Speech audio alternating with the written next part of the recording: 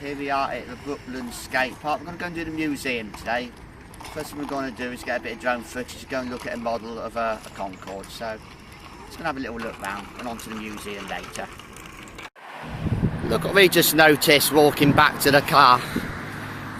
There we are. There's a control tower to do with it. The whole thing was an airstrip in its day. An airfield. There we are, it's a bonus. Not too sure on the history, I haven't done it yet. I'll put some stuff below. Just turned up, done the drone stuff at the park in the model Concorde. 20s, got to be in it. Early 30s, Art Deco. That's nice. Right, let's carry on to the museum. Just parked up at the park first to get some drone stuff. Here we are, 11:15, a little bit late, but we've been prattling about doing the drone at the local park in the Concorde. So here we are, parked up. Go and drive Mercedes cars around the track. That'd be different, but we're not here for that. Mercedes-Benz world, I think. You can drive cars around, but we're here to do the Brooklands Museum. So 11:15 on a Tuesday. Let's go. Right, here we are at the entrance. Over this bridge, there's a little river, it's on the map. See, today we can find part of the old race course. It was a racing circuit, all very 1920s, looking very sad now.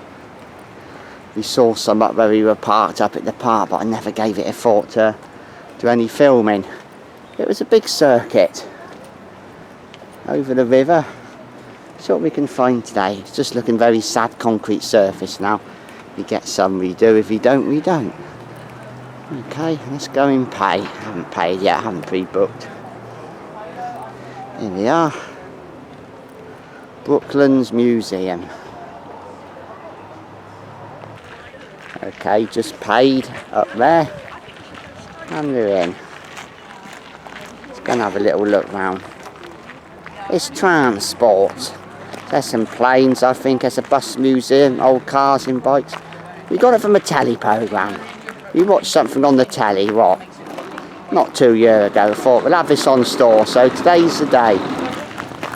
The Brooklands story. Okay, let's go and have a little look then. Look at that old school sort of signage.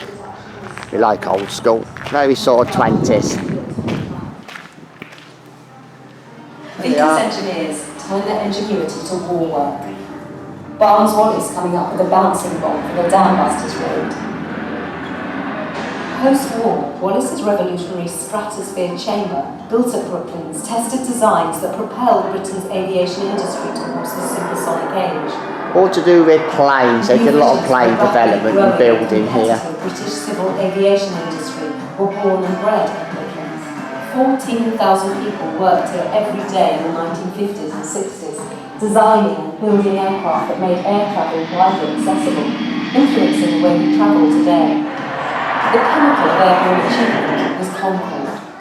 Brooklands played a leading role in this iconic supersonic aircraft design and manufacture. British Grand Prix exhibition at Brooklands.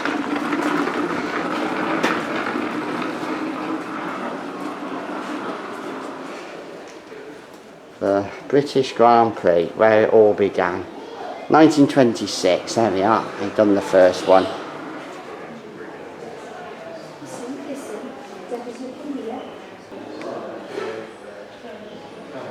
Look at that, old school sort of oil cans and stuff. There we are, how it started. 1920s vehicles, look. This is what would have gone round originally. Grand Prix, these sort of things. Yeah, it's nice. The Robin Jackson Workshop. It's a reconstruction of a 1930s workshop. Here we are. So you just come in and you worked on the vehicles. Look at that. 1930s. Little pillar drill there. Okay, there he is. And his wife Jean. So he had a little workshop then. Robin Jackson was a successful racing driver as well as a leading engineer and tuner. He met his wife Jean through racing. She actually also competed in trials and competitions. There we go. So between them, they won some nice stuff. 1912 Lorraine Dietrich GP. I'm not even going to try that. The car's the sole survivor of the 4. There was 4 then. Built for the 1912 Grand Prix. There we are. 1 of 4, and that's the only one left.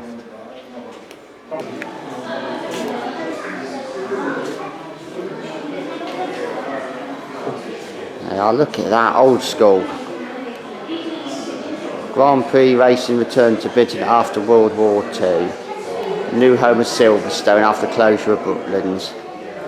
There we are then. So this was used up into the war, then Silverstone took over. I'll get a little bit newer. Later 70s. Yeah, 1979. That's going to be Damon Hill's dad. That's Graham Hill in 1973. British Grand Prix at Silverstone. There we are. And Damon Hill done it later on, his boy. Here we are, again a little bit newer. 1991, a McLaren. You can queue up here to have a go on a McLaren simulator. You can drive that vehicle there, but I don't really want to queue up for that. Like a big computer game, you're sat in a cockpit of a vehicle, that'd be good. Look at that, that's nice. There you are, look at that one, that's electric. Mercedes-Benz EQ Silver Arrow 01. It's electric. Don't think he's going to see over the top, son. There you are, look, actually steers. They're waiting to go in. How's he doing? Let's have a look.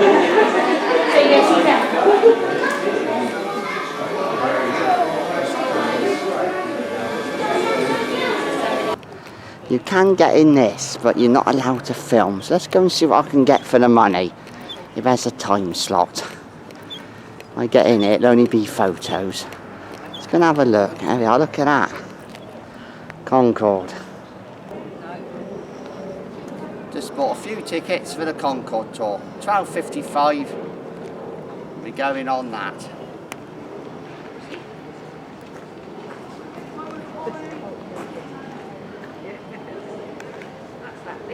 Okay, working up to the Concorde tour. Time's about come up, so we'll go and join the queue. Get inside that.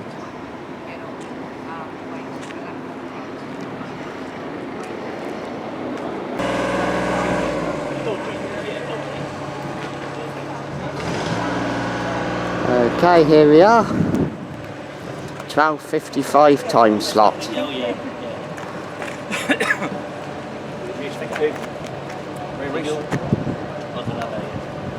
Oh, they're not allowed one. Oh, no. Thank you. Even get the sticker to put on. Look at that. Let's do that. These are actually really cool. A little bit about history about supersonic flight. Starts off 1947 or around that sort of time, maybe a bit earlier.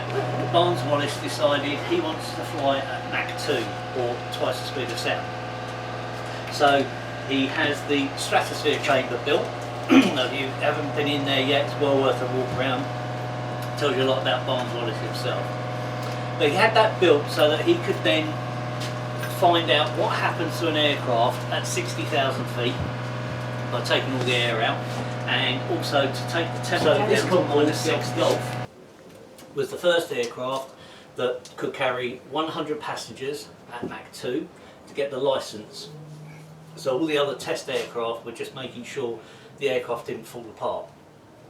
This one actually carried the very first passengers at Mach 2. Wow.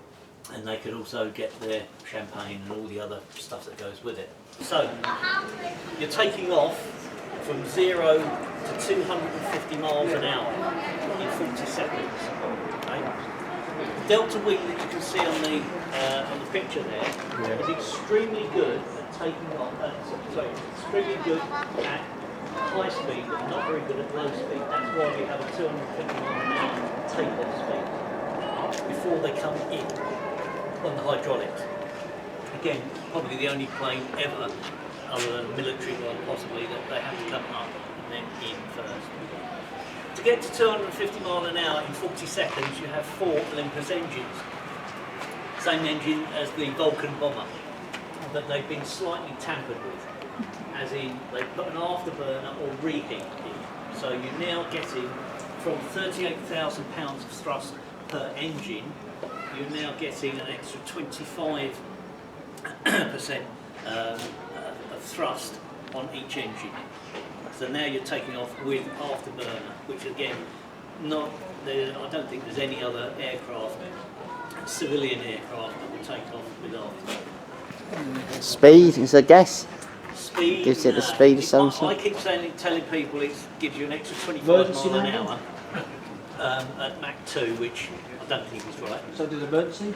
It is an emergency thing. One children from the school said it was an outboard motor. If she ever went into the sea, they could go back in the outboard motor. It's called a ram air turbine. So, if you're the pilot today, and you have to deploy the ram air turbine, you're having an extremely bad day. You've lost all 4 engines, and you've got no electrics, no hydraulics. You push a button in the cockpit, that explodes out with an explosive charge.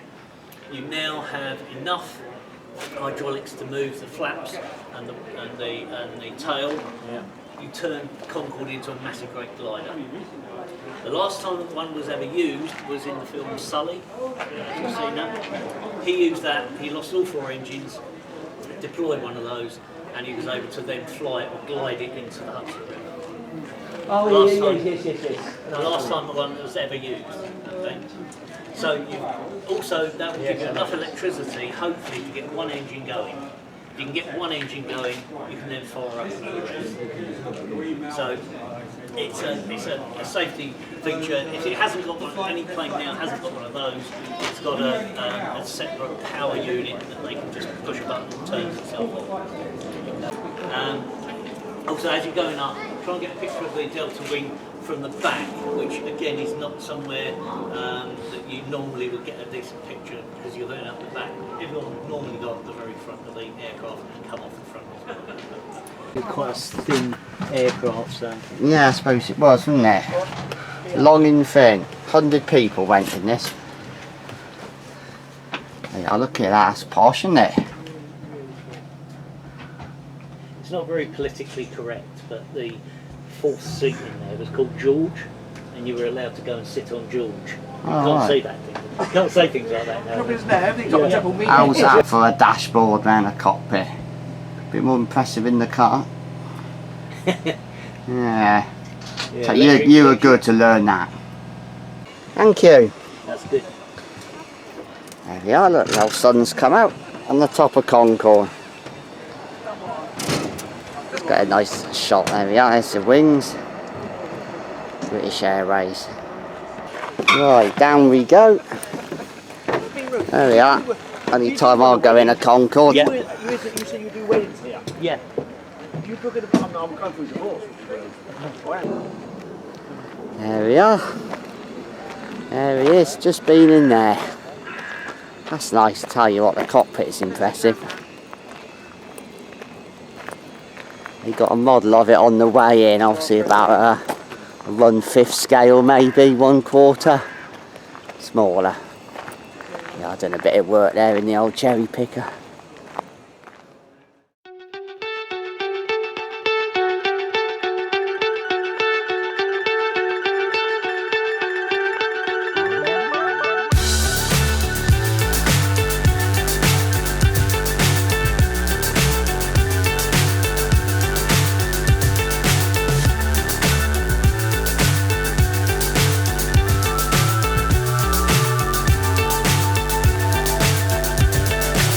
So high I'm hypnotized. What's up is down, what's left is right. Chasing stars and holding you.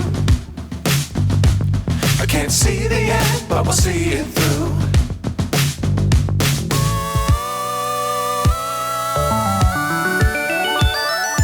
Flying,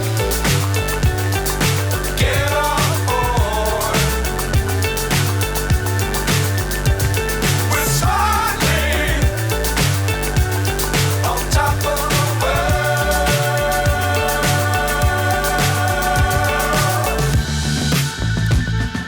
Dangerous times, don't fly too high. Be sure to keep the ground in sight. Fly forever if you keep it tight. Love the world, but keep the sky on your mind. Flying, get on board. We're soaring on top of the world. Flying, get on board. We're soaring on top of the world.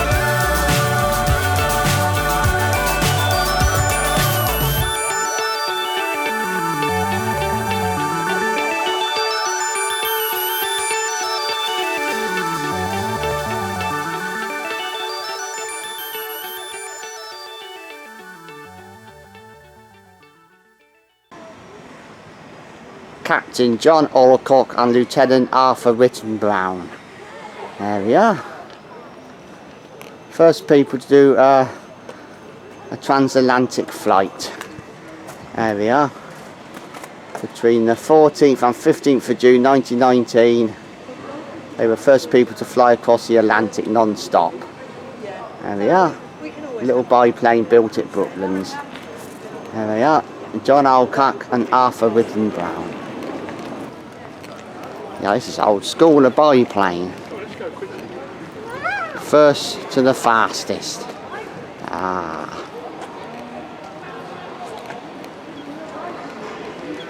Here we go. Suppose they got faster as they got newer.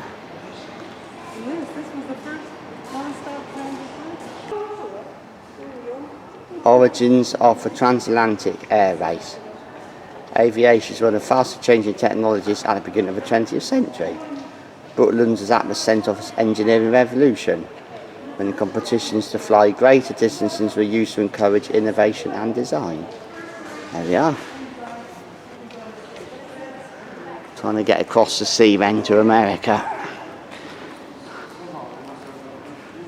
There we are, that did. England to Australia, 11,234 miles. Somehow they had enough fuel to do that. There we are. Went to Australia, that one.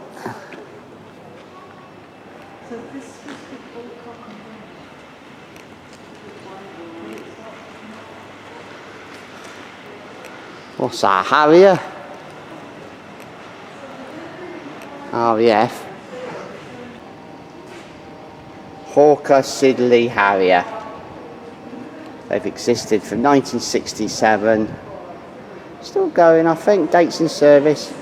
But produced 1967 to 2003. So any going now are going to be 20 years old.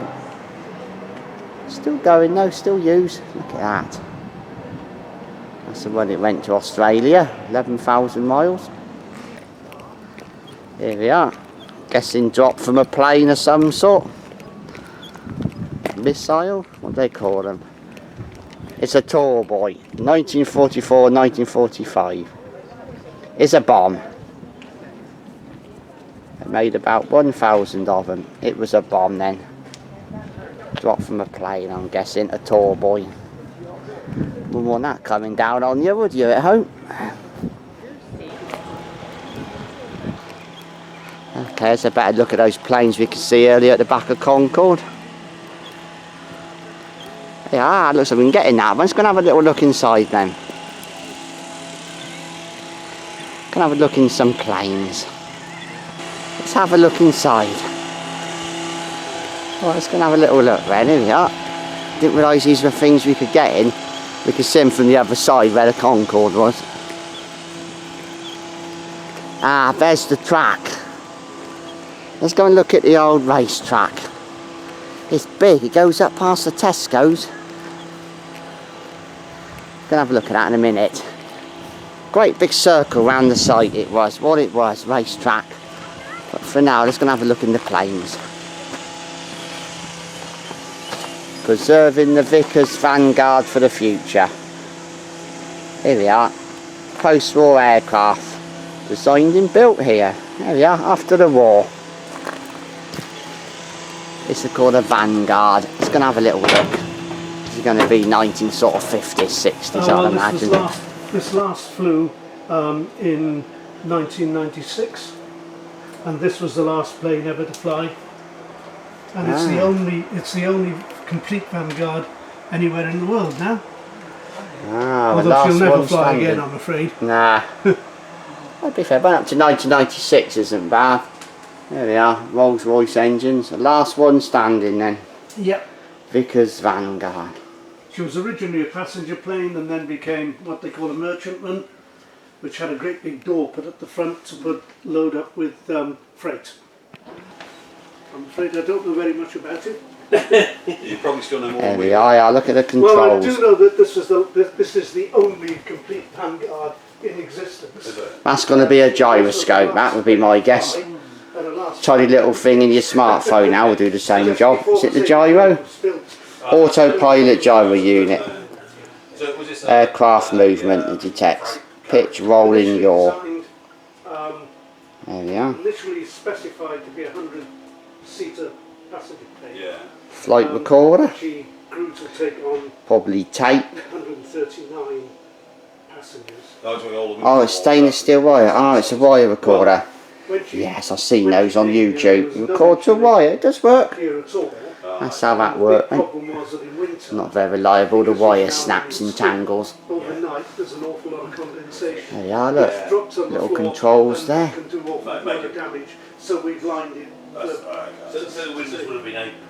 It's last used in 1996. Became a bit of a cargo plane by the end, all the seats were taken out.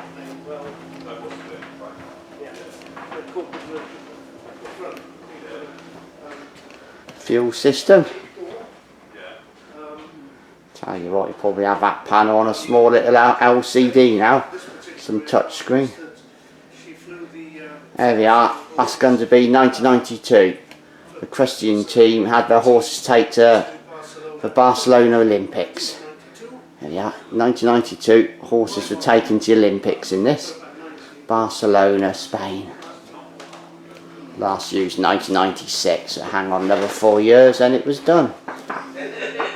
Went to the Olympics in 1992, took the horses. Look at that, but it's not an LCD screen inside, or manual, or analogue.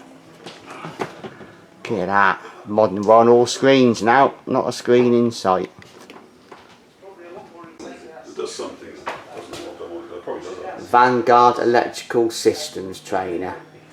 Ah, it's a training unit to learn all the knobs and switches. It's quite nice. All the seats got taken out of it because it became like a cargo plane at the end of its life.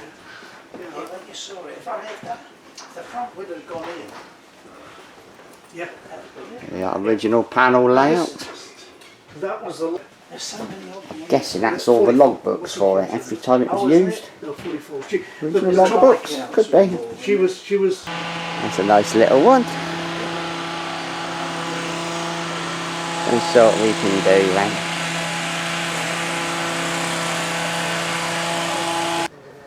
There we go. What controls we got in here then? It's obviously a front of a plane, but not too sure what one. Let's go and have a little look.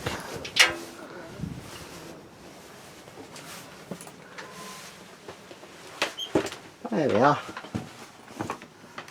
Look at that. Saturnia fluid, I think. It's the radio. You can see a bit of radio at the top, mate. See, that's going to come in. There we are. There's the frequencies, yeah, that's airband, 130, 114. There's your radio. Yeah, it's nice. 60th anniversary of a BAC 111. 20th August 1963. Here we are then. Let's have a look then, what is it? They did a test flight in 1963.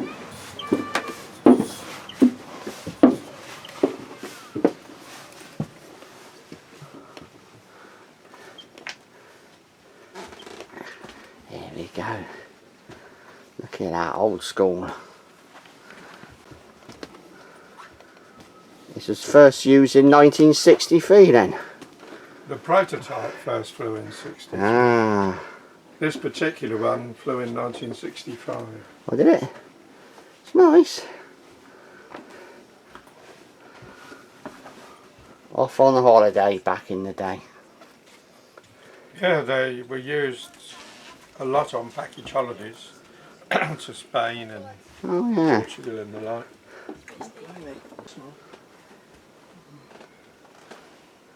There we go. This one was 1965.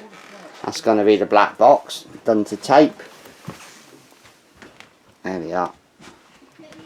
Recording to tape.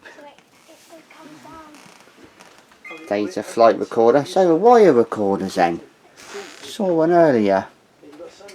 Yeah, wire recorder.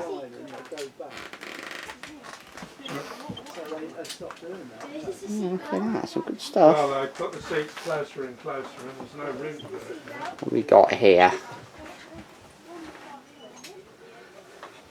Some display for something. SCD display. These panels are used to record many parameters during test flights. Yeah. It's a test flight plane. So that's why it's got stuff that he wouldn't normally have. I'd imagine. People that smoke cigarettes. Yeah. Good. There we are, look at that. Big panel. It was horrible. Started off as a test flight, this aircraft. Little galley there. There you are, hot waters. Little kitchen area. Prepare the food. There we are. The lights. Talking, there, look, microphone there, little PA system, and there's the cockpit. Okay, just about to leave the plane, and look what I found. World War II pillbox. Just slept in one of those 2 nights ago, so that's quite a new video. That'll be a few videos back. Look at that. I've just done a night in one of those, but not that design, looks a bit different, but there we go. It's a bus museum. Go and see if we can look around that. London Bus Museum. Brooklands, innovating the world of flight. Here we go. This is called a Vickers VC10 1103 A40 AB. Nothing like a model number, it rolls off the end of your tongue. All seem to be Vickers planes. Okay, just going to see what we got up here.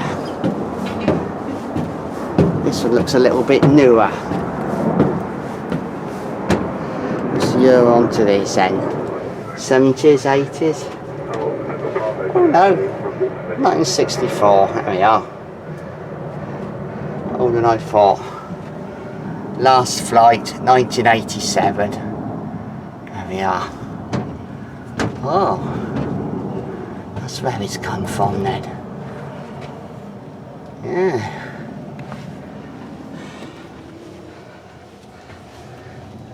(1987) last used.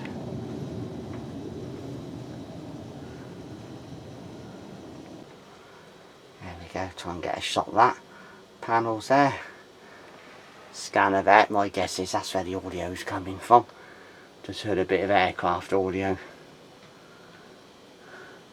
There we go then. There's the cockpit. United 230, contact on 119.178. Look at that. That certainly isn't your EasyJet to Mallorca, is it? This is very nice. Last used in 1987, so look at that. Cafe Ray tube, remember dying on? It's nice. Done up very nicely. Yeah, this has some nice rooms in it, beds.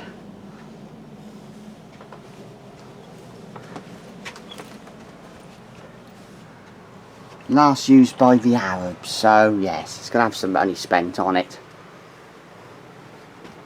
It's nice.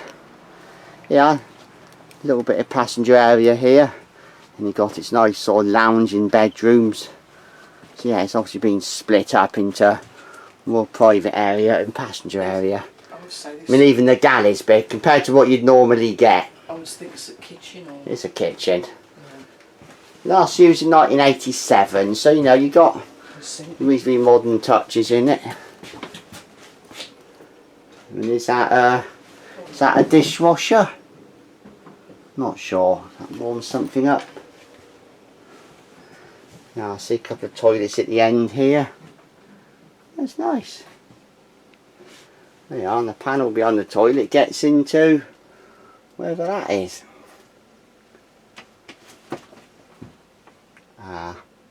Cool and heat exchanger.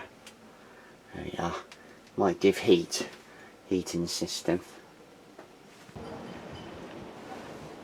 That's the engine. Turbine. At the back. Nice plane. So they've been sort of split up into more posh private quarters than the passengers at the back. Aircraft factory entrance. There we go, let's go and have a look in this. National Rescue Off-Road Recovery Unit. Here we go. Let's go and do this. Aircraft factory. Brooklands factory floor. Almost 19,000 aircraft were built at Brooklands. There we go. Have a quick look. To be fair, I've only got half an hour before the Concorde. Struve, not a lot to that one. That's a bit of a bare aeroplane.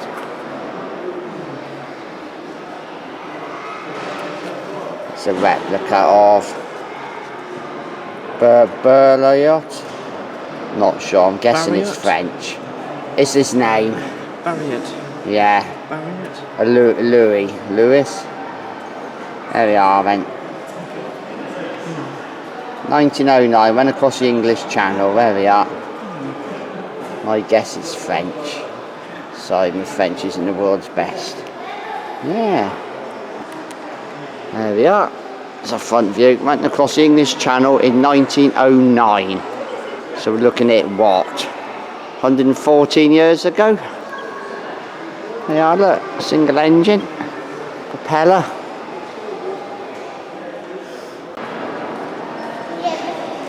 Mass production of aircraft begins. There we are. World War One. Getting made in World War One. That's going to be a win, I'd imagine.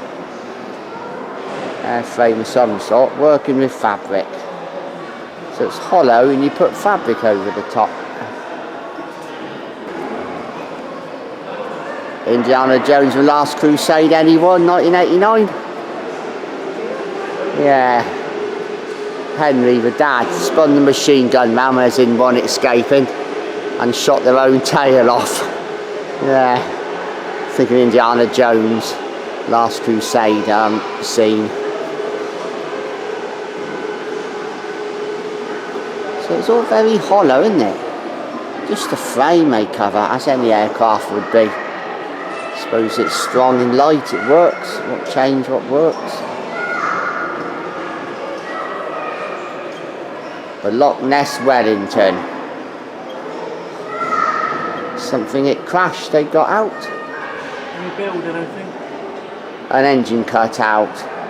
Yeah, some Wellington N2980 hit the engine cut out. Oh dear. We landed in Loch Ness. Rediscovered 1970s. There we are then. Vickers Valiant. The Valiant was Britain's first nuclear bomber and the only Royal Air Force aircraft to drop a live nuclear weapon. There we are then. There we go. There's the cockpit of it. Vickers Valiant. Looks like we got a 1950s lounge. I can see a telly. That TV would have been expensive in the day. Not the £199 you buy something for now in Tesco's or Sainsbury's. There we are, so look at that.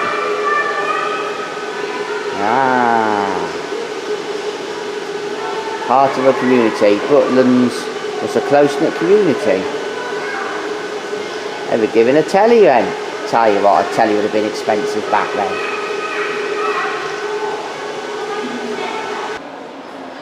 There's a map of what it was. It's a fair old distance, that track. About 60% of it still exists. We noticed some up by Tesco's. Yeah, it was a big circular track. It had the first British Grand Prix here. 1920s. There we go. Reasonable amount still exists, but not used anymore. Some of it's gone, some of it hasn't.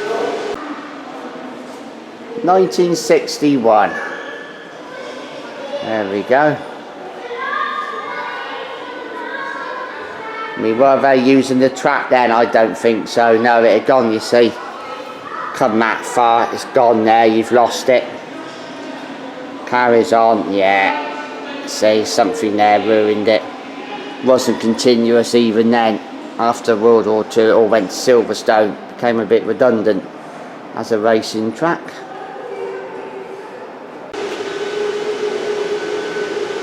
British Aircraft Corporation TSR-2. It was a tactical strike and reconnaissance. It never made it into service. It was designed for high-speed nuclear strikes on enemy territory at low altitudes. So that's good. Never had a nuclear bomb dropped. That's nice.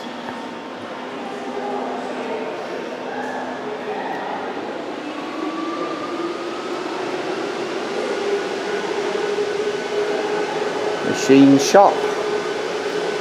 Yeah, I can see lathes and stuff. Grinding wheels. Mills, lathes. CNC machine. Manual run off a computer back then. Well, it could have been computerised. It's like some sort of switch stuff there. CNC. Computer numerical control, not sure. CNC, what you get now. There we go, look at that. Little workshop. Box with goggles. It'll be a plastic see-through box now, not a wooden one. There we are, jet engines. Recognise then, the birth of the jet age. Look at that.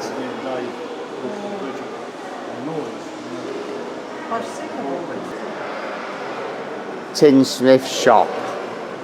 There we are. Rolling the metal work, the panels. Cutters and tools there. It's nice. What have we got here? It's a funny looking thing. What's that made out of? Is it wood? Copper? Oh, it is wood. Ah, must be part of a plane without the wings. Got to be, hasn't it? There's the wings, yeah. I was going to say the wings go on it. It's the body of a plane. I thought it was a boat to start with. Okay, it's a plane without the wings on it. G-E-B-E-D. There we are.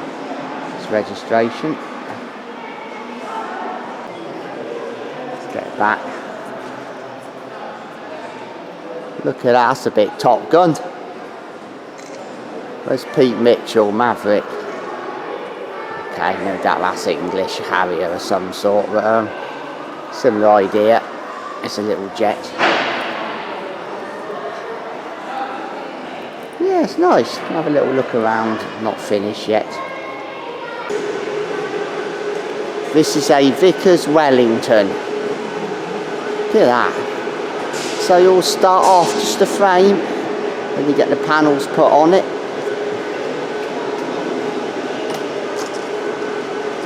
Yeah, look, the planes, the wings, all framework. What we'll do, we'll go upstairs. Gonna have a little look upstairs. Okay, just go up the stairs. Oh, it's a Wellington bomber. Yeah, we just went past that aeroplane where you can see all the innards. There we are, it was a bomber. There's some video of it.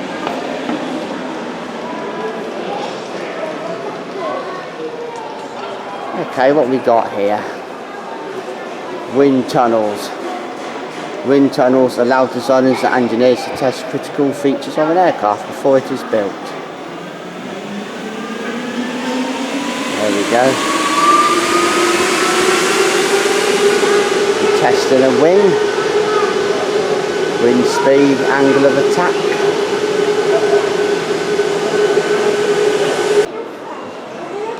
Look at that, that's old school. No cards touching the little panel like you do now. Liver screen, beep. All digital now. Cards in LCD displays. Look at that, all analog. Punch cards, look at that.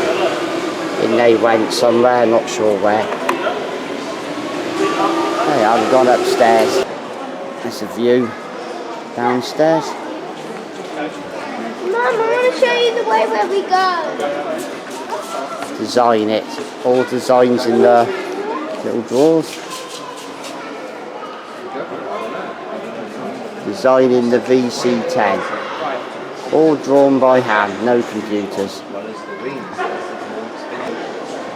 Wind tunnel models. There they are, had to be precise scale versions of intended design. This is a Hawker P1127. There we are. Look at that, it's a Hawker. Over the bridge. Some cars older than others. Look at that. Little Morris Minor there. Morris Traveller with the woodwork. Yeah, Morris Traveller, yeah. Just did a car show yesterday. And there was a few of them, Morris Travellers. Did a car show. Right, what we got in here? Let's have a little look. Here we are.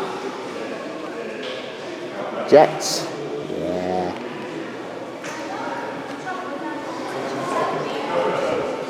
What I can see is part of the old race course. About 2.4 miles, I think. 2.5 miles. Here we are. We're going to have a walk on that. That's good.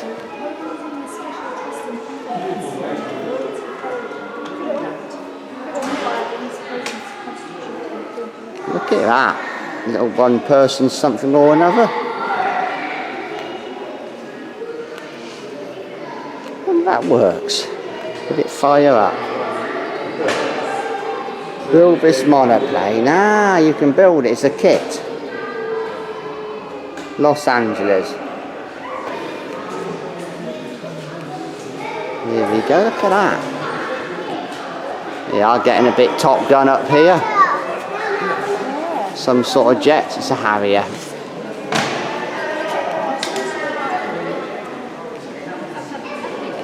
Look at that. Wooden propellers. It's called a Sopwith Camel. It's a replica. Use of World War One, there we are. The Camel was the most successful Allied fighter of World War One. It shot down 1,094 enemy aircraft. Struve relied on synchronised machine guns that could fire through the propeller without hitting the blades. That's impressive. How the heck did it do that? Obviously, you'd be shooting out your own propeller if not. Not on that though. Here we are. Bit of Top Gun. Right, okay. It's a Harrier, but similar sort of thing.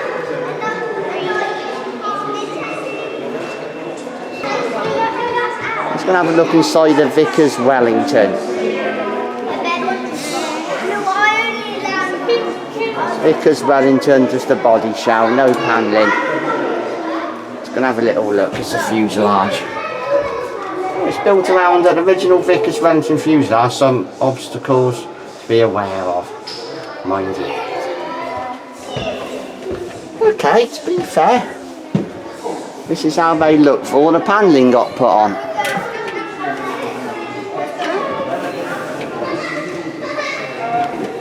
There we go. See, this is what it looks like. Of course, you know, as the picture shone a little bit more to the back. It's not complete, so sort of finishing with a photo, but you know, look at that wiring. Part of the wiring had been so much cable in these planes. It's clever. It's a Vickers Wellington.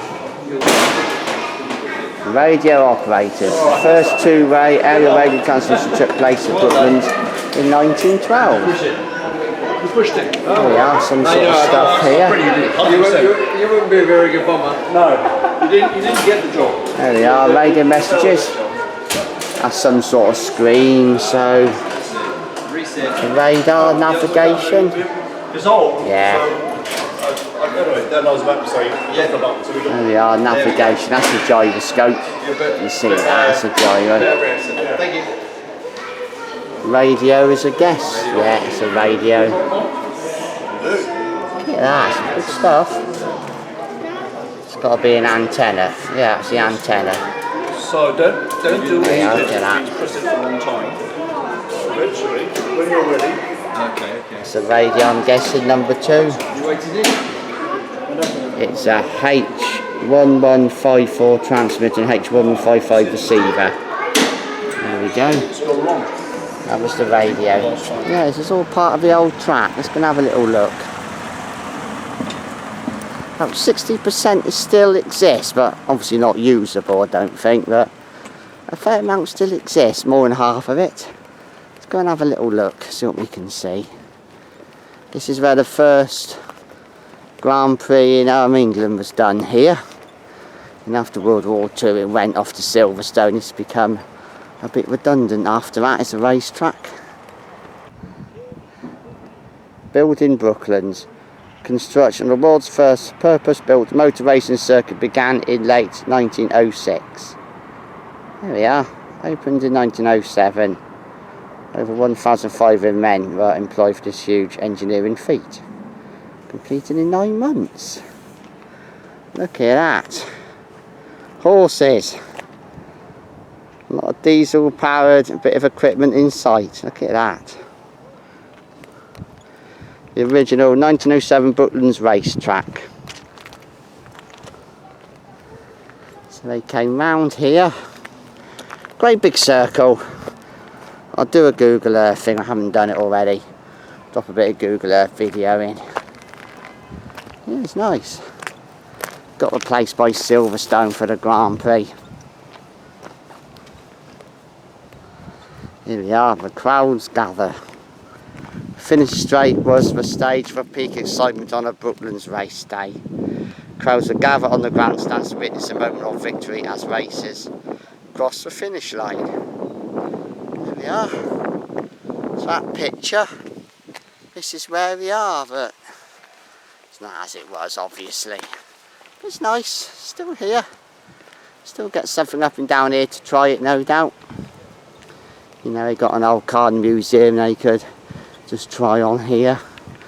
Yeah, it's just something you walk on now. And I'll let the car go. And that is why you always have a torch in the bag. Let's go have a look inside. Seems a bit bizarre, I'm not sure what they are. Something to do with a racetrack. Area where the teams could work. Each team had a building, they just seem very dark. It's almost sort of pillbox, World War II. I'm not sure, let's have a little look. What we got here? Let's have a look.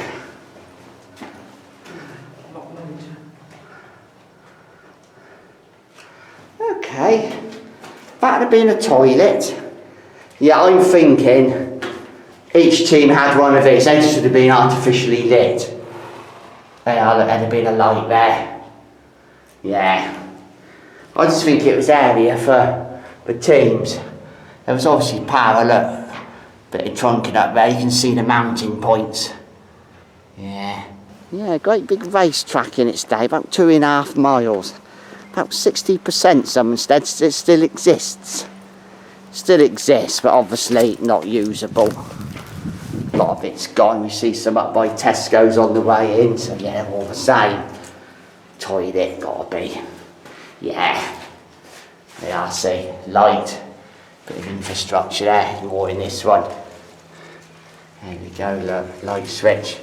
Yeah, there's more sort of power infrastructure in this one. Toilets, yeah, they're all much of the same, aren't they? Always bring a torch with you on an activity. You never know when you might need it. Mostly you don't, but today we did. Yeah, so did they get up the car? Did they get the cars up the side there? Vroom, at an angle. Wouldn't be keen. For triple tunnels. The triple tunnel was a main route for spectators, both in cars and walking from Weybridge Station. Okay. Okay, we've just seen the signs, so I didn't realise we could go and do from another direction. This was the triple tunnel. What you did, to my working out there was 3 tunnels, and you sort of went from the station in the more sort of public side. So you came under the track to this. Yeah, just a way of getting underneath, I suppose. Bit like a subway. It was 3 tunnels. Here it is. So that's good then. Let's see what we can see. And this is why you always have a torch on you. Let's see what we can see. Okay, to be fair, it's being used as storage, I think. Yeah. It's being used as a little bit of storage, but it is tunnels and it goes underneath. Storage. Okay. There it is. That's the triple tunnels. Bit of storage, I can see stuff in there. Smells old, it's got an old musty. Smells musty. So there we go. Okay, we've walked along the old racing track. Now we're at this, I'm not sure this is correct. Have we ended up somewhere we shouldn't be? I don't know, we'll keep going. Nice buildings, look at that, that's a throwback from God knows when. Look at that, that's a little bit James Bond. The Aston Martin. Yeah, I think we've walked too far. There you are, we'll have a little look where we probably shouldn't be. Bombing raids on Back we go. Here we go. Yeah, this was something on the telly. Here we go.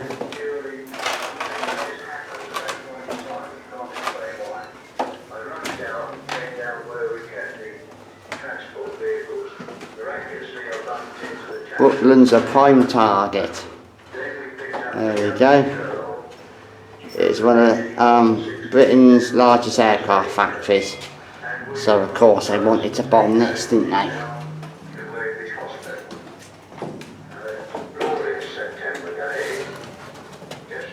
Disaster strikes, 4th of September 1940. What happened then? It killed 88 workers. Yeah. Not good. The Hawker factory under threat.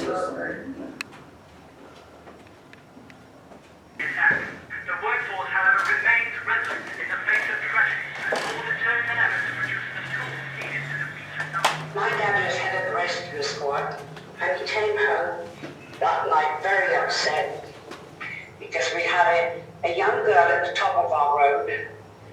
Her brother had just been killed in the RAF, and she got the most beautiful, dark, ginger hair. It was down here. Oh, beautiful redhead she was. Everybody admired it. And my dad was the first one to see her. She was glass that came through the roof, cut her straight in half. There we are. 86 men and women and 2 unidentified people. There's the 88. 2 Joneses. 2 they didn't know. Yeah. What was it? 4th of September. There we are, it says on it. Remember it from inside. 4th of September 1940. This place was bombed then. Killed 88 people. Look at that. This is old school. Store G. Okay. Go and have a little look. Wow, look at this. Okay, just got the torch out. Look at the old school lights. This would be air raid shelter. People would have sat here, yeah. This would be air raid shelter, look. Bit of storage now. Look at those lights, they've got to be original 40s. That's what this is. Yeah. The AVRO Shed, 1908. It's a replica. Ah, AVRO, it's a name. Made his powered flight trials in 1908. Okay, they built a little plane in here then. This is a replica. Look at that. Top speed, 30 mile an hour. Look at that, it's a plane. 30 mile an hour. AEC Mercury MKV 4x2. Too much of a mouthful. It's a fueler, a tanker, there we are. 1963, look at that. That's old school. You like a bit of old school. Okay. He's about to have a little jolly downtown. You can have a little ride downtown, it takes you £2 I think. Let's go in the bus museum. Entrance, London Bus Museum. Look at that. That's how it started. 2 horsepower. Hello. Look at these, that's a bit newer. Oh, 63. They've written that one off already at 10-year-old. Here we are. These are old school. It's a Dennis. Look at that. We want to be on the top when it's raining. Now look at that. All these old buses, London. Go and have a closer look, see what we can get in, but there's a quick little 360 view. That's strange, isn't it? Why are you off that one? Ah, it's electric. Electric one. See, look at that. They started off with no roof on them, open. It'd been fun in the cold, in the rain. Shoreditch 78A. Now look at the big bulbs in them. That's 1934. Out of service in 1952. Well, it's worth out of that then, had 18 years out of it.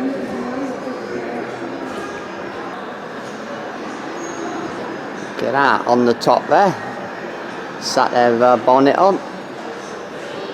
2 horsepower that one.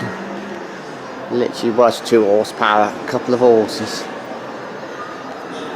Well, what have we got here then? This must have been an early electric one. So the air compressor builds up air from the air brakes, etc. I don't really know it from inside, looks pretty normal I think. Oil filter, because there's oil in this electric compressor, so oil filter. So that's the back this then. Over the back, just down the back here, you might not be able to see it on the camera, but you may, is the high voltage power steering pump. So this is the power steering reservoir where the fluid goes, and this is the power steering pump to obviously aid the driver in steering the vehicle. Coming over to the right hand side now, this component here is the same as this component. So this is for the left hand side drive line, this is for the right hand side drive line. Upton Park Bus Garage, 1935, there we are, little model. Epsom Station in Epsom. Oh, look at that, train, Hertfordshire. Right, we're off. Where are you going? Nice airbag on the steering wheel. Not. Dano's found himself a new job. Oh, he got no passengers there. Reverse. Plenty of air conditioning. So you did your gearing, look. I see, reverse. You can have a look here. Yeah, reverse. You had to physically pull the lever up, so you couldn't actually do it. Automatic there. Yeah, I see. And then 1, 2, 3, reverse, you pull out. You had to manually pull it up, yeah. Well, I'll be lazy and have automatic, I think. To be fair, ours is a lot easier. Look at that. It's a breakdown tender. So went out to deal with the breakdowns, I presume. 1933. Oh yeah, Cricklewood Garage. What we got here? Is this another one they go out and sort them out? London Transport. Oh, it's a radio car. So what did that do then? Radio control. Support vehicles always been an important part of the reliable operation of London's bus service. Okay, so it was a radio then. Ah. Messages, yeah, through radio communications.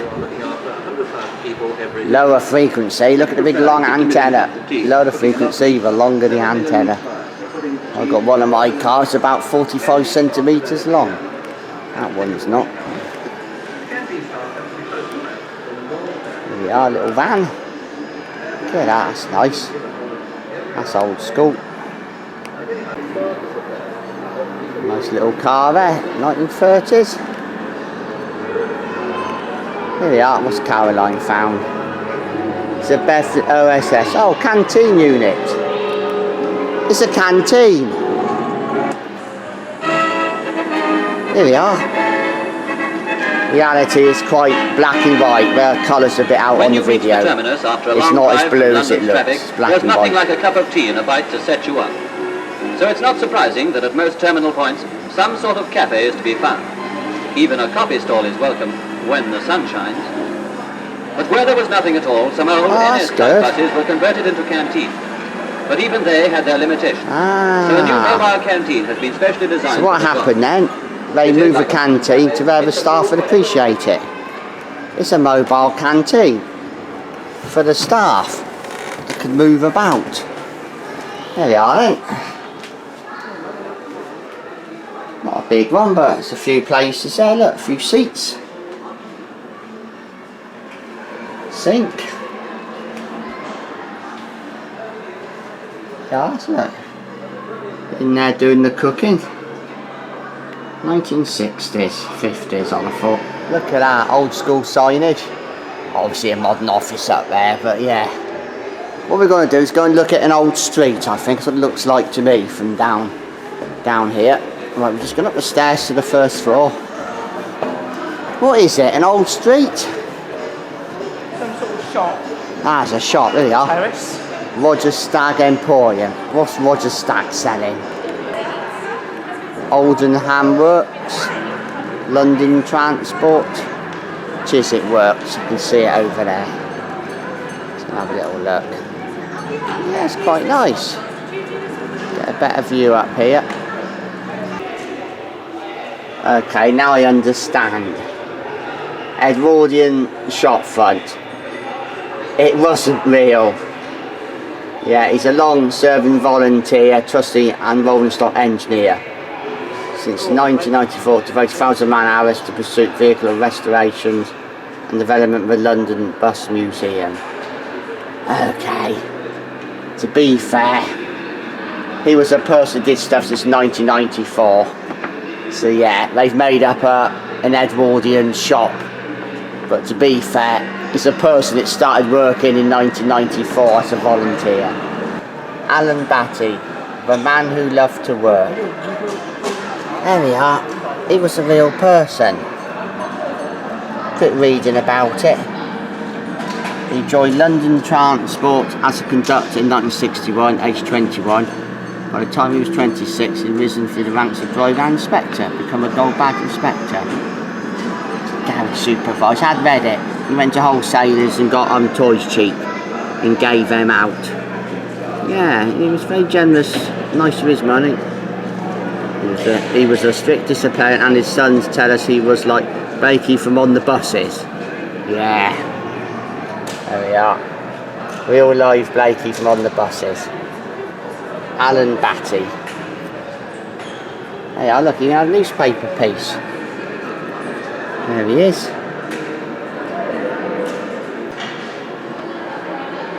Yeah, they're all real people. Look, Bill Lantham, Terry Torch, London Bus Driver of the Year.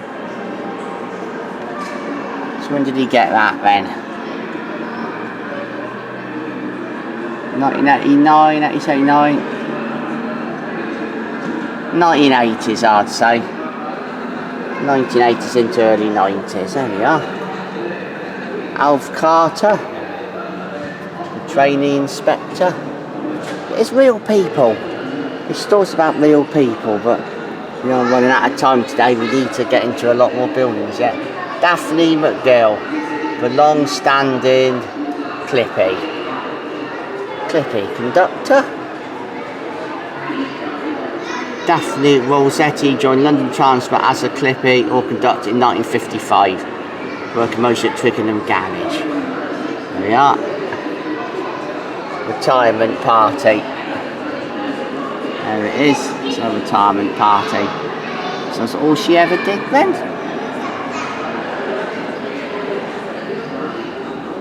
Yeah.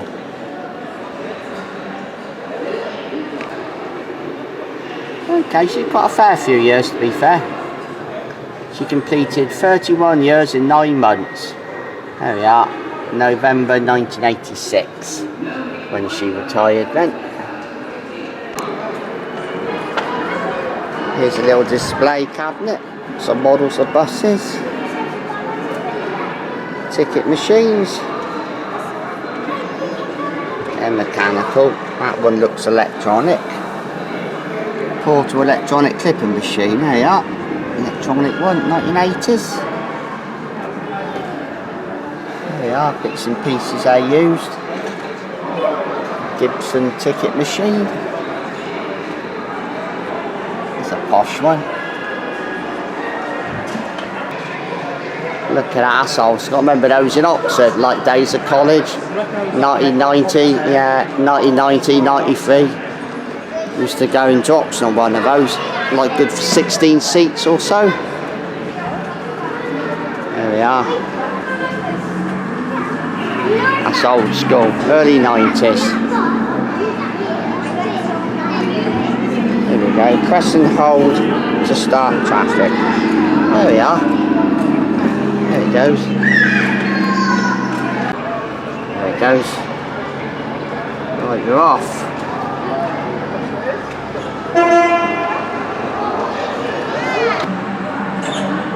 And that's what an old school engine looks like. Look at that.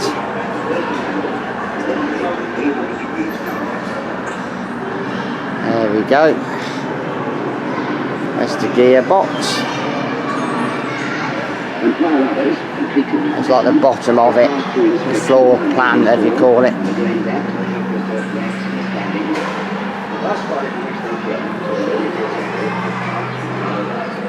Bus 267, Hampton Court Station.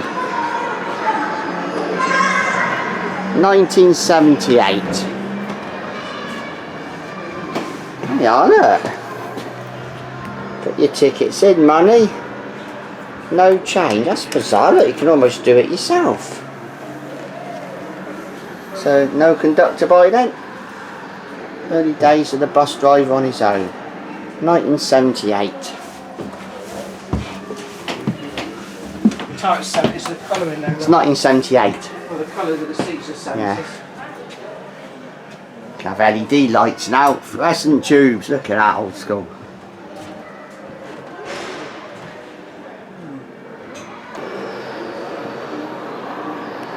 Right, let's keep looking round.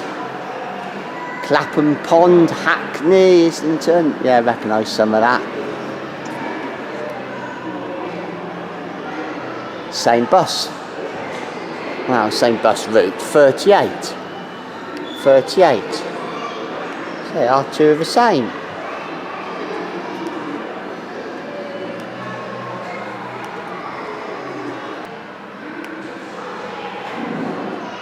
what, big old engine in them. 9.6 litres. 4-speed gearbox. Went out of service in 1970. 1952. Be fair, you know, that did what? 18 years? Got 18 years out of that. Went to 1970. British European Airways. BEA. So that's a bit of advertising then, branded up as an airline. Have a look round the back. Yeah, seems to be like an advertising one, that one, or belong to them maybe. Aer Lingus, Dublin, still exist. Remember some others do have them. Frank Spencer on the old roller skates and he went flying out the roller disco hall. He had no change, didn't he? He couldn't get on the bus, no money on roller skates. It's Frank Spencer and some others do have them.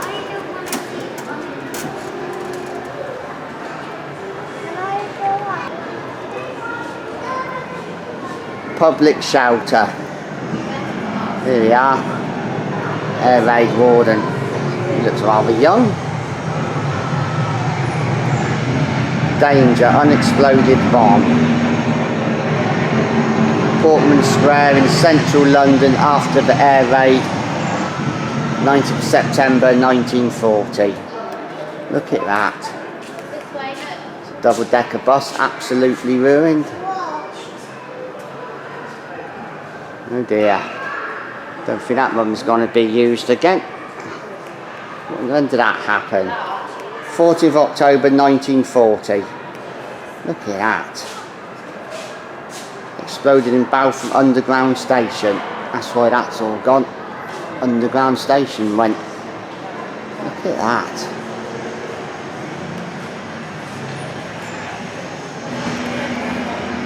Imagine those off to be evacuated. Goodbye Hitler. East End children evacuating just days before the start of the Second World War. 1st September 1939. There we are then. Went off to the countryside in more quieter places. Yeah. 1939, 1945. The Second World War, London's buses. Yeah, see. Constant bombing, 1940, 1941. The shelters were built and people used to go down in the underground. Yeah. LBB Motors Limited. Cars maintained for road and track. Okay. I'll have a little look then, see what we can see.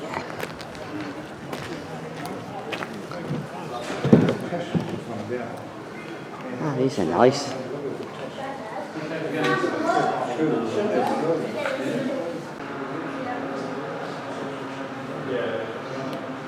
Look at this for old school. 24 litre Napier Railtron. It's a World Endurance and Brooklands record holder. It's a 24 litre vehicle. Mine's 1.8. Yeah, impressive. Quick look round. We are running out of time now, unfortunately. The day is starting to go. So we've done this on the way and we've done it a bit sort of back to front. The 1926 Scriven Special Nanette.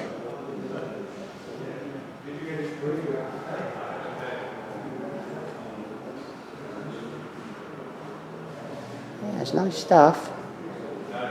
A Leyland Thomas, number 1. We're looking at 20s. What a touch earlier. No. It says 1920 there. Yeah, 1922, there we are. There we are, look at that. Yeah, that's nice.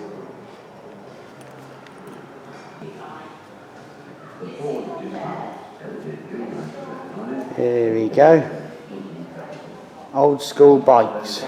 That's a 250cc, that's quite meaty.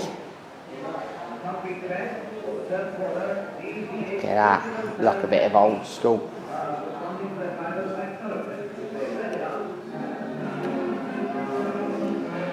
1920s. Didn't have a look to them.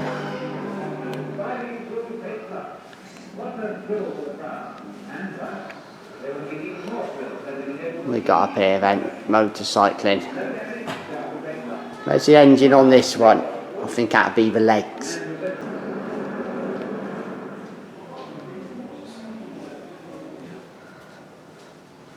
Look at these, they're nice. Oh, look at old school bikes in here.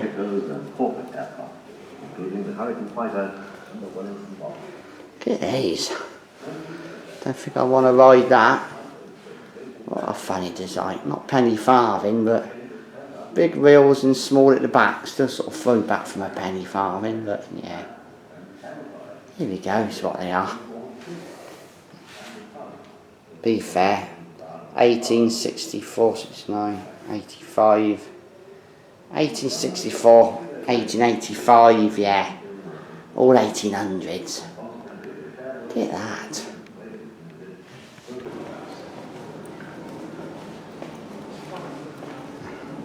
Okay, what we got here? 1921 Wolseley 10 Moth. Only one of two made, look at that. And one still exists.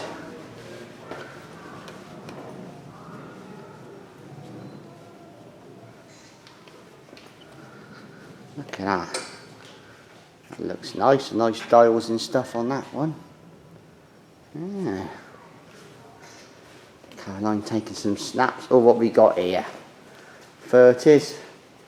Oh, they're Fords. I was thinking Austin's. Ford Model C. Look at those. Can have any colour you want, long as it's black. Was that these Fords, cheap Fords? Any colour, long as it was black. I think that was the story. Tell you what, he got some nice stuff here. 1931. 37. Not very safe though, was it? Had nothing above your head, no seat belts, nothing to go wrong there when you crashed it or flipped it. Still, it was what it was. A kind of clothing worn by racing driver states very different to that of early drivers. Helmets often made of cloth or leather. That'll protect your head, but look at that little gramophone. It's a radio. See the radio there, look. Yeah. It's an office. A racing driver's study.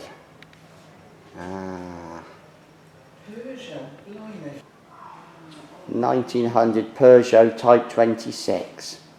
Look at that. 1900. 123 years old. It's a nice bike, motorcycle. 1904. That looks old too. 1904 Sidley. 2-seat tourer. There you are, look. Go for a jolly in the car. Not a lot of fun if it rained. The track. The world's first purpose-built motor course. There we are. I think about 60% of it still exists. Hugh Locke King paid his work as well. Brooklands was the first place to see where labourers were paid 6p an hour. 30 acres of woodland had to be cleared before the track could be built, and the course of the River Raleigh was diverted in 2 places. Oh, yeah. Opened 17th of June 1907. There we go. Here we are at the BP Petrol Pagoda, 1922. One choice of fuel in them days, not like the 3 you get now. Here we are, look, little petrol station. 1922.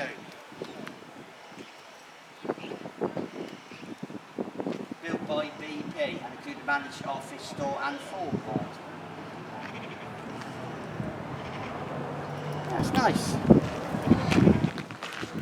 Okay, what we got here then? Welcome to the fastest on earth racing legends. The Raleigh cycle display. Here we go, rally bikes. Everybody had a rally grifter. You had 3 gears, they were colour coded. It was a twist grip sort of thing to change gear. Rally grifter, all the thing back in the 80s. Tell you what, rally was good, they'd done a lot of bikes. Yeah, look, fold up one. 1968. I've seen someone go around their home with something that vintage. I thought she was getting the money's worth. Could have been 70s. That's a bit newer. What we into with that? Late 70s, early 80s, I'd say, looking at that. 79 there you are. Look at that, built-in dynamo on the wheel. Dynamo in the hub there. Yeah. The creation of a safety bicycle shifted public perceptions of cycle away from a dangerous pastime for rich young men to a practical means of transport for everyone. Cheaper in a car. Road Racer 1893, look at that. There are little road racing bikes. Who wants to ride on the chopper? Rally chopper. They're bringing them back, they're coming back.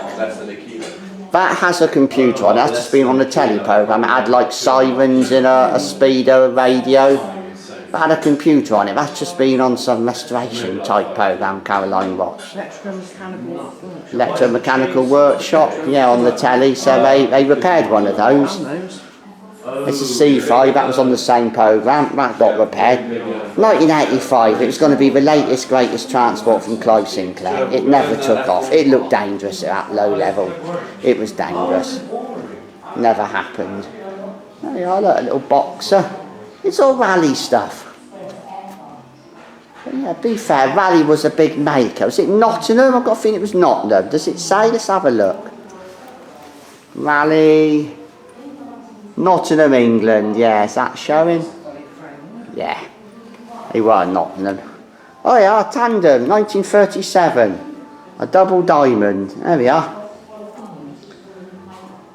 Mum and Dad's got a tandem in the garage, they bought it with Uncle Stephen before he was born. Yeah, Mum and Dad's got a tandem, never gets used, but we've got one in the garage, 1960s, it's red. I'm not sure who makes it, but yeah. That doesn't look too bad. That was 1979, that one. Caroline's picked up on that one. It was 1979. A metal one. Yeah. Yeah, big manufacturer bikes rally. Nottingham. Look at that. That looked practical, didn't it? What are we looking at with that? 1870, I'm guessing. 1887, okay. 17 years out, but it's going to be 1800s. Yeah, it's good. There's a few here. What we got here? 1938 PH Grub. £16, 16 shillings. There we are. Look at that, tandem. McLaren, driven by design. It's a balloon hanger.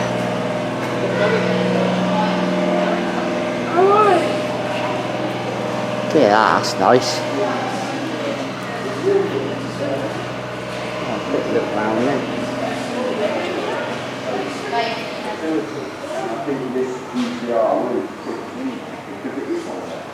We know it's going to be good hands, and it's gonna. A lot of people are going to see it, and I hope inspire the next engineer that's going to be here with us at McLaren. McLaren used to build cars here. Now it Woking. Reasonably nearby. Driven by design, there we are. They've started off here then, McLaren cars.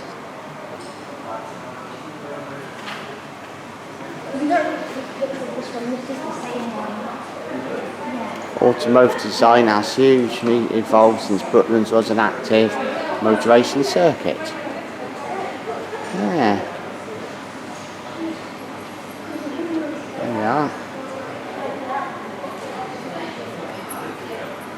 McLaren were here in the early days, now they're at Woking, nearby town. Look at that. That's nice. It's a prototype. You have to have some money to go and buy one of them, wouldn't you? Just a few Lego pieces in that one. That's impressive. A car made out of Lego.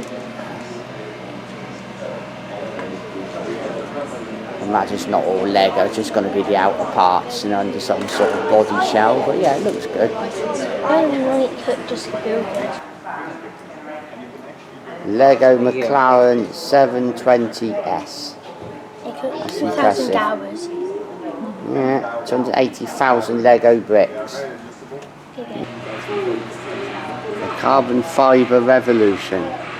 By using cutting edge technology from other industries, from fashion to aeronautics, an automotive designer can keep innovating. There we are. 1970s. Carbon fibre was coming in. Makes it lighter. There's a Lego car from the front. That's impressive. And now to finish the video with the toilets. Look at that. 1907 original Clubhouse Urinal. The area once linked competitors' changing rooms. Other emphasis are hundreds of drivers engaged in a busy day of racing. Look at that. Can you get in? No, that's a shame. Look at those old school